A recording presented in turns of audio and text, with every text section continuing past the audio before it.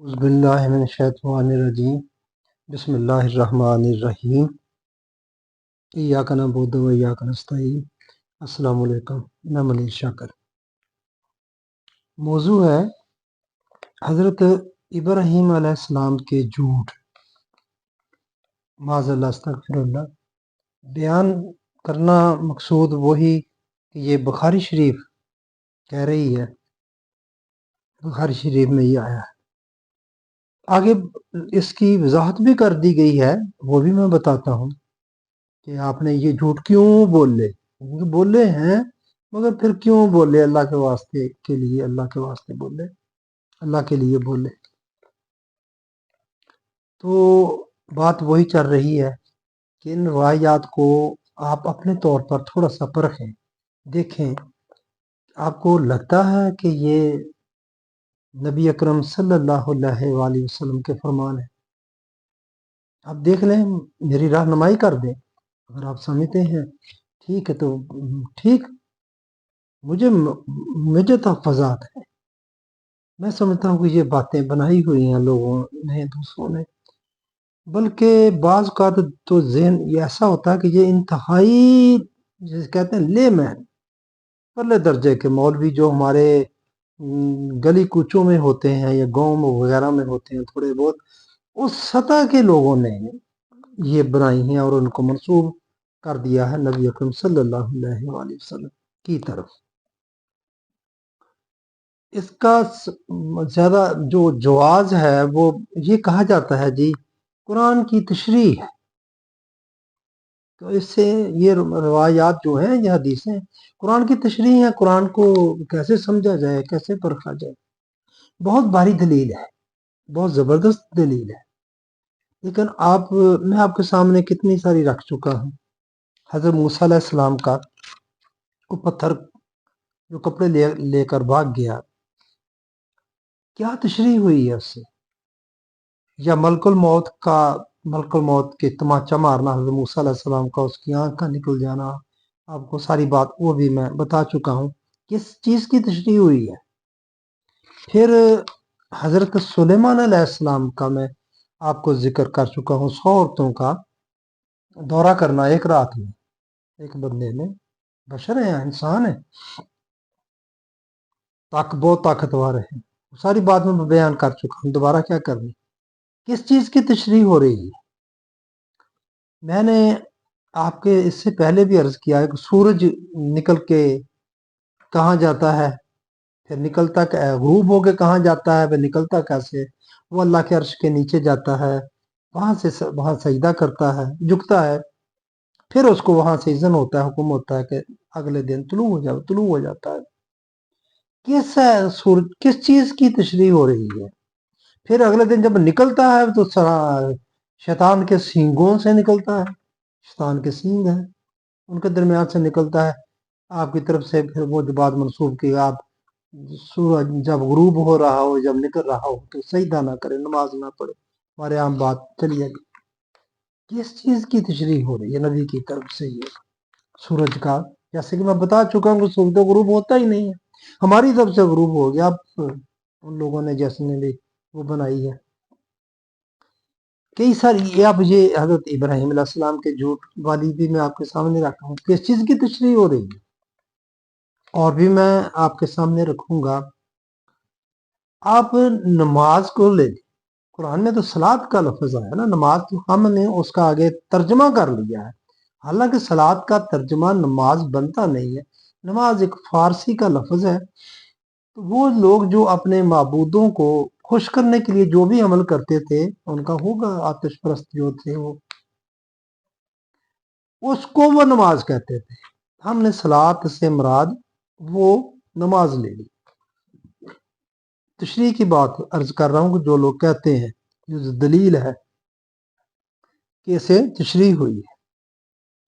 اب میں نے آپ کے سامنے نماز کے حوالے سے بھی بات کی ہے، سخت بات کی ہے، اور میں ابھی تک اس کا سوال کا جواب چاہ رہا ہوں کہ کوئی میری رہنمائی کر دے۔ میں نے سورت آل عمران کی 79 نمبر 79 نمبر ہے، جس میں اللہ حکم فرماتا ہے، کہتا ہے تم ربانی بن جاؤ، مطلب کسی بندے کے لیے لائق نہیں ہے جس کو ہم نے نبوت دی ہو وہ کہے کہ تم اللہ کا حکم چھوڑ کر میرا حکم مانو، بلکہ وہ یہی کہے گا کہ تم ربانی بن جاؤ، اللہ کے بندے بن جاؤ۔ اللہ کے بندے بننے کا مراد اس کا حکم ماننا، آپ جس کا حکم مانتے ہیں اس کے بندے ہوتے ہیں۔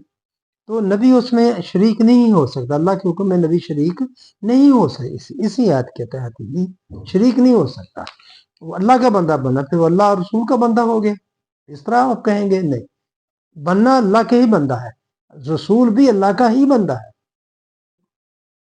پھر میں نے یونس کی 15 نمبر آیت کا بھی حوالہ آپ کو دیا، جس میں وہ کافر نے ڈیمانڈ کی کہ آپ ترمیم کر لیں اس میں کچھ، نبی نے نہیں کی، نہیں کر سکتا ہے، نہ اس کی نہیں ہو سکتی۔ میں مختصر بات حضرت ابراہیم علیہ السلام کے حوالے سے ہی میں تھوڑی سی عرض کرنا چاہتا ہوں، تشریح والی بات ذرا تھوڑی سی تھی۔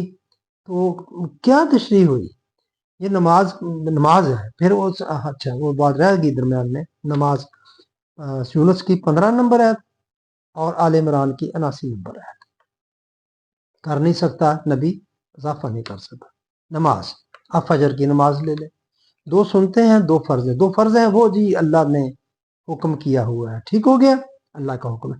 یہ تو پہلے جو 2 سنتے ہیں یہ کیوں ہے جی؟ کیا یہ تشریح ہے نماز کی یا نماز میں اضافہ ہے؟ میرے بھائیوں، روایات کا بات بڑی وزنی ہے کہ قرآن کی تشریح کی ہے آپ نے روایات کے تحت، وہ جو اس لیے آگے روایات میں ہے کیا وہی میں آپ کے سامنے رکھ رہا ہوں کہ آگے کیا کیا کہانیاں بناتی ہیں۔ تو نماز پھر کیا ہوئی؟ فجر کی 2 سنتے ہیں، آپ بتا دیں مجھے اضافہ ہے یا تشریح ہے؟ اضافہ ہے، بالکل سیدھی سی بات ہے۔ آپ ظہر کی نماز کو لے لیں، پہلے 4 سنتے ہیں، بعد میں 4 فرض ہیں، تو جو پہلے 4 سنتے ہیں بعد والی 2 سنتے ہیں، اضافہ ہے اس میں، اور نوافل تو ہے ہی اضافی، اس کا معنی ہی یہ ہے کہ اضافی چیز ہے۔ پھر آپ لے لیں 2 فرض ہیں جو فجر کی فرض جسے کہتے، اس کے اندر کتنی سنتے ہیں؟ مستحبات ہے نا، کرتے ہیں نا ہم کہ یہ اس میں فرض ہے اور یہ اس میں سنتے ہیں، اضافہ ہے یا نہیں ہے؟ وہ تو اضافہ ہی ہوا نا، اور کیا ہوا؟ تو پھر کیا تشریح والی بات ہوئی؟ اس کو ہم کیوں نہیں سمجھتے؟ میرے بھائیوں، یہ بات کر دیتے ہیں لیکن آگے جو چیز ہے وہ اس میں بہت جھول ہے، بہت جھول ہے اس بات میں، تو وہ ہم دیکھنا نہیں چاہتے، سوچنا نہیں چاہتے، اس پر جانا نہیں چاہتے۔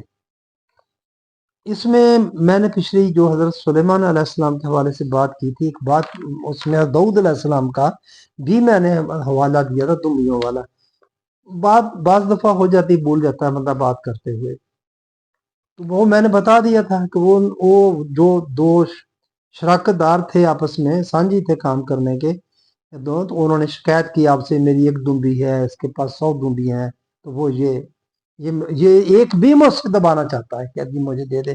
تو وہاں سے جو ہم نے کہانی بنائی کہ معاذ اللہ استغفر اللہ، داؤد علیہ السلام کی 100 بیویاں تھیں اور وہ ان کی اپنی کسی امتی کی بیوی پر دل آ گیا، معاذ اللہ استغفر اللہ۔ اللہ تعالیٰ ان کی ہر طرح سے حفاظت فرماتا ہے، جب ان کو اعلان نبوت بھی نہیں کیا ہوتا انہوں نے، اس سے پہلے بھی اللہ ان کی حفاظت فرماتا ہے، ہر طرح سے فرماتا ہے، گناہوں سے بچنے کے لیے بھی، تاکہ کل کو لوگ کوئی تانا نہ دے، اور ان کی جان کی حفاظت بھی فرماتا ہے۔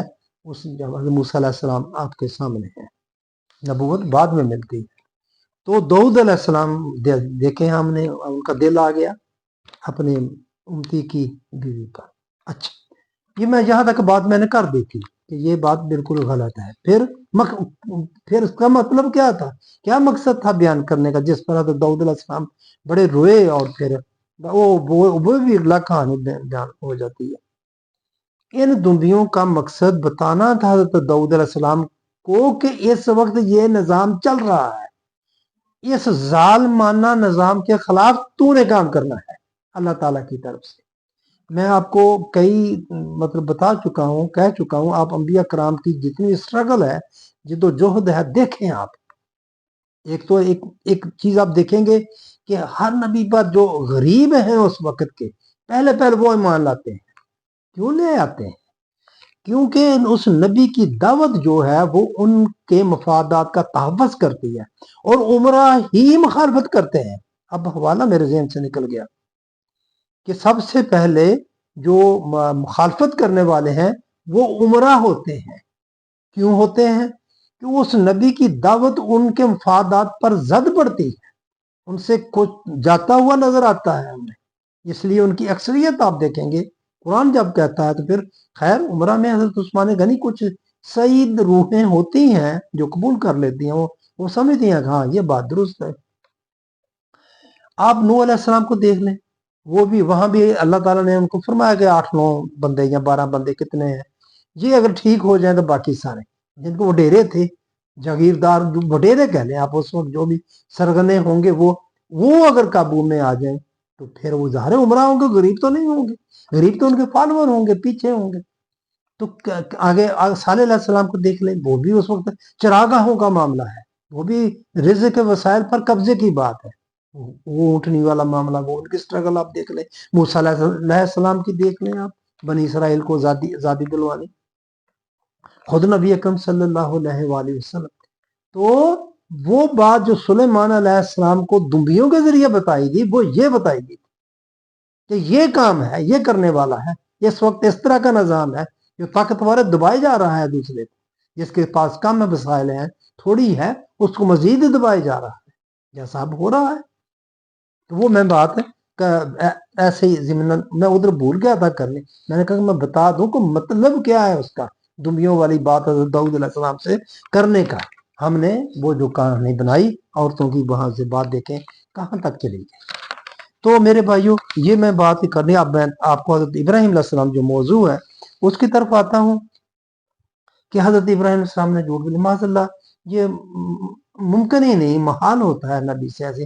جب بھی کوئی ایمان لاتا ہے، جو بھی لوگ انبیاء کرام پر ایمان لائے، تو پہلے سب سے کیا چیز ہوتی ہے؟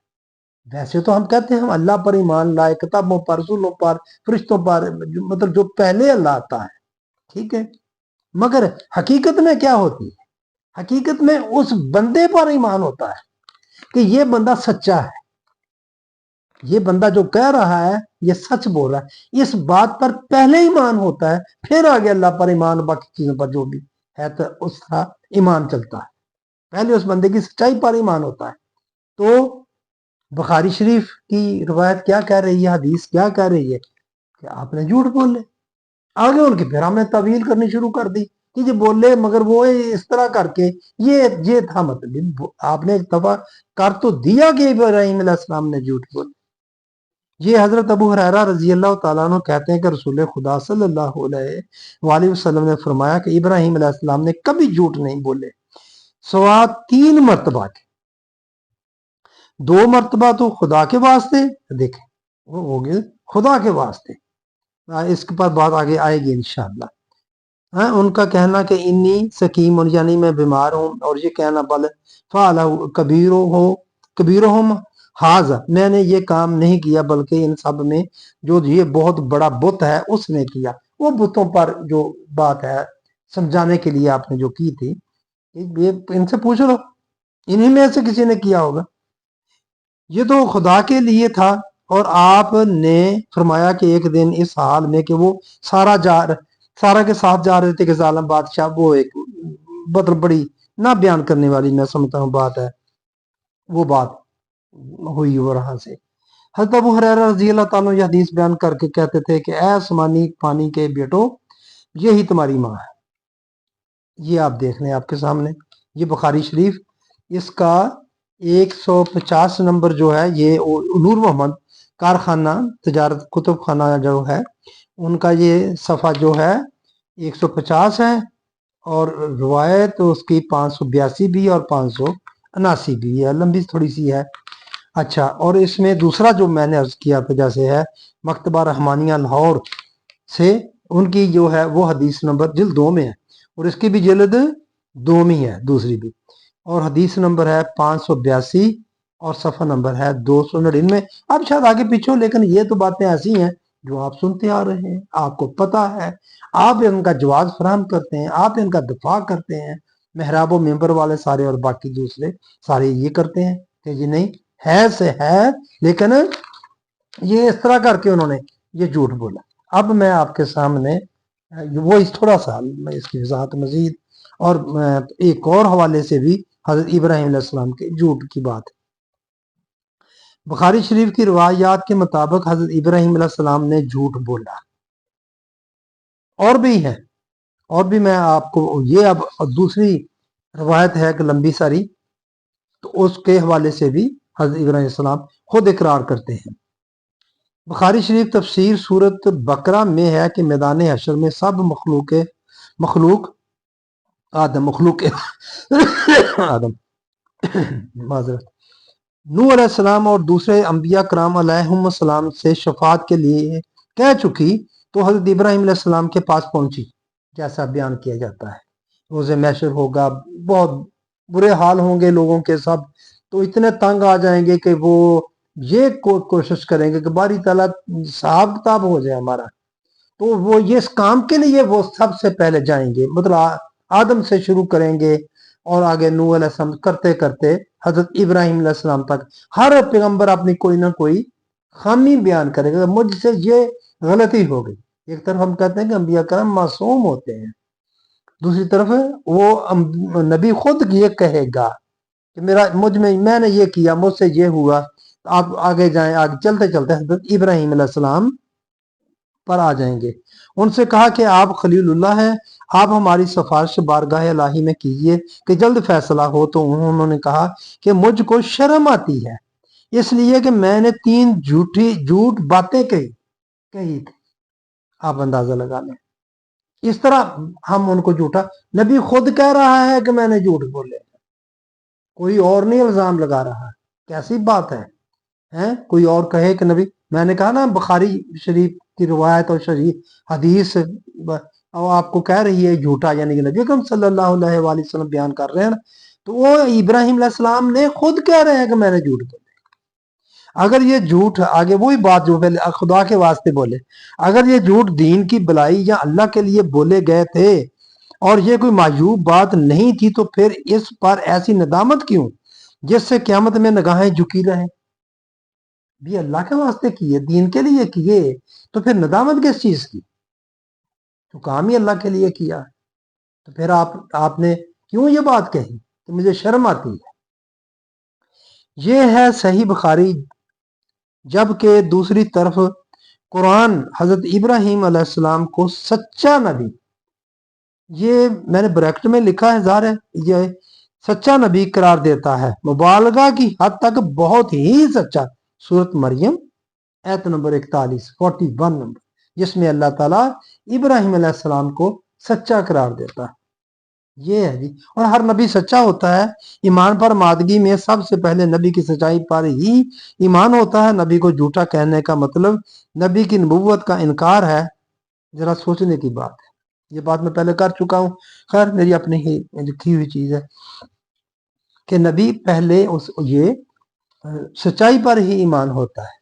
اچھا، آگے میں عرض کرتا ہوں کہ یہ شفاعت والی لمبی حدیث سنی ہوئی ہے آپ نے، آپ کو پتا ہے، یہ سب بڑے بیان کرتے ہیں، بریلوی بہت بیان کرتے ہیں اس طرح جانا تمام انبیاء کرام کے پاس۔ اور پھر حضرت جب نبی یہ سارے چلے گئے نا، آپ نے کہہ دیا مجھے شرم آتی ہے، ابو الانبیاء ہے، باقی تمام انبیاء کرام کا بھی یہی معاملہ ہوتا گیا۔ ہر نبی نے اپنی کوئی نہ کوئی چیز بتائی کہ مجھے اس وجہ سے شرم آتی ہے، مجھ سے یہ ہو گیا۔ بات آگئی نبی اکرم صلی اللہ علیہ وآلہ وسلم پر، تو آپ سجدے میں سر رکھ دیں گے اور اللہ سے التجا کریں گے کہ باری تعالیٰ جو بھی لوگ ہیں یہ کہہ رہے ہیں کریں، اللہ تعالیٰ کہیں گے کہ ٹھیک ہے، آپ پیش کریں بندہ، تو آپ حضرت ابو بکر صدیق رضی اللہ تعالیٰ عنہ کو پیش کریں گے حساب کتاب کے لیے، تو اللہ تعالیٰ فرمائے گا کہ مجھے ان کی سفید داڑھی دے کر شرم آ، جیسے بھی میں نے سنا ہوا ہے۔ تو یہ ہے وہ حدیث لمبی۔ اچھا، اب وہ بات بھی آ گئی، اس میں بتانا چاہتا ہوں کہ تشریح جو عرض کی ہے کہ روایات جو ہیں، جو حدیثیں ہیں، آپ صلی اللہ علیہ وآلہ وسلم نے قرآن کی تشریح فرمائی ہے۔ اب ذرا یہاں بھی دیکھنا، یہ ہے سورت بقرہ کی ایت 31 نمبر، وَعَلَّمَ آدَمَ الْأَسْمَاءَ كُلَّهَا، ہم نے آدم کو تمام اسماء سکھا دیے۔ یہ سورت बकरा की 31 नंबर आयत में तमाम असमा सिखादी के ज़ैल में बयान हुई है ये हदीस, जो ये शफात वाली कि तमाम अंबिया कराम के पास जाना और फिर आगे जो कुछ होना, उसके इस आयत के ज़ैल में अब बात क्या हो रही है, वल्लमा आदम अल अस्मा कुल्लाहा, हमने आदम को तमाम अस्मा सिखा दी। इसमें इसका आपस में रिलेशन क्या बनता है इस रवायत का, इस हदीस का इस आयत के साथ? भला इस आयत का इस हदीस से क्या तल्क बनता है?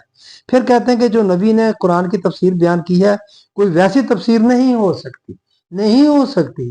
लेकिन आप देखें तो सही, ये तफसीर है नबी की? यकीनन नहीं हो सकती। अगर वो नबी की हो तो रवायात की रूह से नबी सल्लल्लाहु अलैहि वसल्लम से मंसूब तफसीर का नमूना आपके सामने है। आप जैसा कि मैंने बता दिया, कोई कह सकता है कि ये नबी सल्लल्लाहु अलैहि वसल्लम की तफसीर? आप देख लें खुद। अब मैं यहाँ थोड़ा सा ये भी बता दूं, वो अल्लामा आदम अल अस्मा कुल्ला, ये क्या है? इस पर ही आपने आगे ये सारा कुछ बयान हुआ ना, आदम को हमने तमाम अस्मा सिखा दी। मेरे भाई, तो क्या उनसे कोई कुछ कहता है, कोई पंचतन पाक के नाम सिखा दे, कोई कुछ कहता है बता दिए। आदम की बात है, आदम यहाँ से मुराद कोई एक बंदा नहीं है, बनी नौ आदम है। मैं अर्ज कर चुका सूरह नाल में। अब जो शहद की मक्खी वाला जो मामला है, अल्लाह ताला फरमाता है वो जाती है बागों में, फलों फूलों का रस चूसती है, शहद बनाती है और इसमें तुम्हारे लिए शिफा है। उस शहद में कोई एक मक्खी तो नहीं है ना जो जाती है, सारी मक्खियां वैसा ही करती हैं। और उससे मुराद तमाम मक्खियां, शहद बनाने वाली नौ जो है मक्खियों की, शहद बनाने वाली मक्खियां मुराद है उससे। इसी तरह ही आदम। अब ये जो अस्मा है मेरे भाइयों, ये बात बहुत समझने वाली है। ये लॉ ऑफ नेचर है, लॉज ऑफ नेचर, कवानीन फितरत जिसे कहते हैं, चीजों की खसूसियात। ये जो अल्लाह ताला ने फरमाया ना, हमने जमीन और आसमान के दरमियान जो कुछ है इसको बिलहक के हक के साथ पैदा किया और तुम्हारे लिए मसखर कर दिया कि तुम इसको काबू कर सकते हो, तुम्हारे काबू में कर दिया। इसको काबू में करने की सलाहियत तुम्हारे अंदर रख दी गई है, और जिसे साइंस अब डिस्कवर करती जा रही है। ये कितने चीजें डिस्कवर, ये है अल्लामा आदम अल अस्मा कुल्लाहा, इन चीजों की खसूसियात, सब चीजें जो जो मेडिसिन बन रही हैं, इनकी खसूसियात, जो हुक्मा अपने जो नुस्खा जात बनाते हैं, इनकी तस्वीरें, सारी चीजें, ये आदम के अंदर इसकी सलाहियत रख दी है, हमने वदियत कर दी है हर आदम के अंदर, हर बंदे के अंदर। आगे तलाश करना ये तुम्हारा काम है। वो लामा इकबाल का एक शेर बिल्कुल यहाँ फिट आता है, हफ्त किश्वर हो जैसे तस्खीर बेते गो तफंग, हफ्त किश्वर हो जैसे तस्खीर बेते गो तफंग, तू अगर समझे तो तेरे पास वो सामान भी है। अगर तू समझे इस बात को, जरा गौर करे तो तेरे पास ये सामान है कि बेते गो तफंग, बगैर तलवार से उठाए हुए हफ्त किश्वर, सातों सामान तू पता कर ले, तस्खीर कर ले, काबू में कर ले। ये बात है, वाल्लामा आदम अल अस्मा कुल्लाहा, ये रख दी है तेरे अंदर, हफ्त किश्वर को तस्खीर करने की सलाहियत आदम को वदियत कर दी गई, दे दी गई है। अब ये बात है, और उसको किस तरह किस चीज के साथ आगे मनाया गया है, वो इतनी बड़ी लंबी जो रवायत है, हदीस है, वो आप इस आयत की तशरीह कर रहे हैं। आयत क्या है आप अंदाजा लगा ले, खुद खुद मेरे भाइयों सोच ले। मैंने क्या करना, मैं आपके सामने पेश कर रहा हूं। अब मुझे मेरी जरूर रहनुमाई करें। मैं आपको अल्लाह का वास्ता देकर कहता हूँ, खुदा के वास्ते आप मेरी जरूर रहनुमाई फरमाएं, करें। मैं दरख्वास्त करता हूँ, इल्तमास करता हूँ, कह दें कि ये नहीं है बुखारी शरीफ में जो मैं कह रहा हूँ। क्या उसमें ये नहीं कहा गया कि इब्राहिम अलैहिस्सलाम ने झूठ बोले? आगे क्लियर कर, आगे उस तवीलें करते हैं ना कि अल्लाह के वास्ते बोले। अल्लाह के वास्ते बोले, फिर नदामत किस चीज की, शर्म किस चीज की भाई? तो फिर ऐसे काम जो होने हैं रोजे मैशर होने, वो भी एक अजीब नक्शा है हमारे सामने बनाया गया। मेरे भाइयों, बात यह है कि उस पर हमें ईमान रखना है। होना कैसे है वो नहीं पता किसी को, और वहां मिलना किसी को क्या क्या है कोई पता नहीं। چیزوں کی کچھ وضاحتیں کرتی گئی، نہریں ہوگی، دودھ ہوگا، پتہ نہیں اور سب کچھ ہوگا، لیکن ایک آیت میں وہ ایک تمثیلی بات بندے، کیونکہ دنیا والے ہیں، ہم دنیا کی چیزوں سے مثالیں دے کر اللہ تعالیٰ نے فرمایا کہ یہ ملے گا، یہ ملے گا، کہ بندوں کو جو پسند ہے، کھجوروں کی بات ہے، انگوروں کی بات اور جو کچھ ہے، ایک آیت میں کسی کے مطلب دل میں خیال ہی نہیں گزرا کہ ہم نے تمہاری آنکھوں کی ٹھنڈے کے لیے کیا کیا چیز تیار کر رکھی ہے، تمہارے دل میں تصور ہی نہیں ہو سکتا، تمہارے حیرت ادراک سے باہر کی بات ہے۔ وہ ایمان رکھنا ہے آپ نے کہ مرنے کے بعد جانا ہے، ہمارے ایک ایک عمل کا، ایک ایک چیز کا ذرا برابر بھی نیکی، ذرا برابر بھی برائی جو ہوگی سامنے آ جائے گی، اثرات دکھائے گی۔ زلزال کی آخری آیت جو ہے، تمہارے اس کو حساب دینا ہوگا، آپ نے کرنا ہوگا۔ تو میرے بھائیوں، میں بس یہی آپ کے سامنے عرض کرنا چاہتا تھا، یہ حضرت ابراہیم علیہ السلام کی، اور بھی میں عرض کروں گا آگے کہ اس پر ذرا غور کریں، ذرا دیکھیں، یہ جو کتابیں ہیں جن کو ہم نے سینے سے لگایا ہوا، یہی ساری خرابی کی جڑ ہے میرے بھائی، ہمارے تفرقے کی ساری یہ جڑ ہے، ہمارے ہم تمام جتنے بھی اختلافات شروع ہوتے ہیں ادھر سے ہوتے ہیں۔ اب ماشاءاللہ رمضان شریف، تراویحوں کی بات، 8 پڑھنی ہے، 12 پڑھنی ہے، 20 پڑھنی ہے، کیا ہونا ہے، روایات پر جھگڑے ہو رہے ہیں، آپ نے کچھ دیر پڑھی پھر چھوڑ دی، کہیں فرض نہ ہو جائے۔ آپ دیکھ لیں، یہ ایسی ہے نا بات کہ آپ نے پہلے پتہ نہیں 8 پڑھی یا 20 پڑھی تو وہ یہ فرض نہ ہو جائے، آپ نے اس لیے چھوڑ دی۔ نماز کے ساتھ جو آپ نے اضافہ کر دیا آپ کی طرف منسوب ہے، معاذ اللہ استغفر اللہ، نبی نے نہیں کیا، ہم منسوب کرتے ہیں نا کہ وہ جو 2 فرض ہیں ان کے 2 سنتیں آپ نے ساتھ اضافہ ہی کر دیا نا ان کا، تو وہ آپ نے لگاتار کیوں پڑھی؟ مقتدا اور غیر مقتدا کہتے ہیں نا، یہ سنتیں آپ نے کبھی کبھی پڑھی، اثر کی جو پہلی 4 ہیں، باقی جو لگاتار پڑھی وہ کس لیے پڑھی؟ کہیں وہاں کیوں نہ آپ نے سوچا کہ یہ فرض نہ ہو جائے؟ ہم نے فرضوں کی طرح ہی پڑھتے ہیں ان کو، جس طرح فرض مطلب کہنے کا جتنی اہمیت ہم فرضوں کو دیتے ہیں، اس کا فرض کی تو کوئی ہمیں نماز کی فرضیت فضیلت میں بیان آج ہو جاتی، لیکن جب آپ ان سنتوں کی لگ لگ فضیلت دیکھیں تو پتہ نہیں کتنے کتنے محل آپ کے لیے جنت میں تیار ہوتے ہیں، کہ جو صبح کی 2 سنتیں پڑھے، جو فلان نماز کے ساتھ والی سنتیں پڑھے، جو اثر کی 4 پڑھے، جو غیر مقتدا ہے کبھی کبھی، وہاں نہیں آپ کے دل میں آیا کہ کہیں یہ فرض نہ ہو جائے۔ میرے بھائیوں کیا عرض کروں آپ سے، آپ بس یہی میں عرض کرتا ہوں کہ آپ غور کیا کریں، آپ فکر کیا کریں، آپ دیکھا کریں، آپ میری رہنمائی کریں کہ آپ یہ کیا چیزیں ہیں، ہم کیوں ان کے پیچھے اتنا پڑ گئے۔ پھر میں عرض کرتا ہوں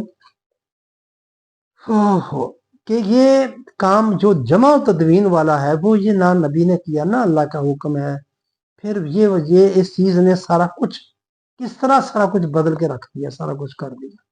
تو میں آگے اسی پر اور بھی بات کروں گا کہ اس کے کیا اثرات ہوئے دین پر اور کس طرح بدلا، پہلے بھی کرتا آ رہا ہوں۔ تو بس میرے بھائیوں، میں اتنی بات ہی کرنا چاہتا تھا، اور میرے ذہن میں فی الحال نہیں کچھ آ رہا، جو آئے گا تو پھر انشاءاللہ وہ بھی میں عرض کروں گا۔ حضرت ابراہیم علیہ السلام کے حوالے سے اور بھی باتیں ہیں، تو کس طرح زندہ کرتا ہے، کس طرح مردہ کرتا ہے، تو وہ اس پر وہ پرندوں کی بات اب بھی آ گئی، تو وہ اس پر بھی کریں گے، بعد میں کریں گے انشاءاللہ۔ ٹھیک ہے، مہربانی، آپ نے میری بات سنی۔ السلام علیکم ورحمۃ اللہ۔